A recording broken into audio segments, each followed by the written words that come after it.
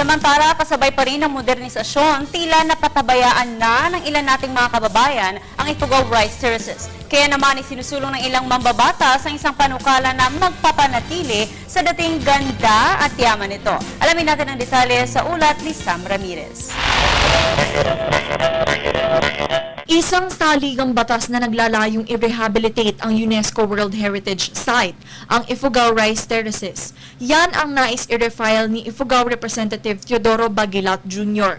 Ayon kay Bagilat, kailangan magtulong-tulong upang isalba ang Ifugao Rice Terraces na ngayon ay nasa critical state na. Aniya magagawa ito sa paggamit ng legislation o paggawa ng batas.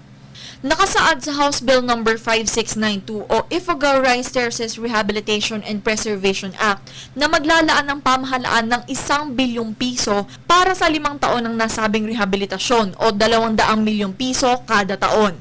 Magkakaroon din ng Ifugao Council Sustainable Development. Ang Ifugao Rice Terraces o Banawe Rice Terraces ay bahagi ng Philippine Cordillera Mountain Range sa Northern Island ng Luzon. Ayon sa UNESCO, ito ay isang magandang halimbawa ng isang buhay na cultural landscape na inumpisahan ng ating mga ninuno bago pa man dumating ang mga Kastila.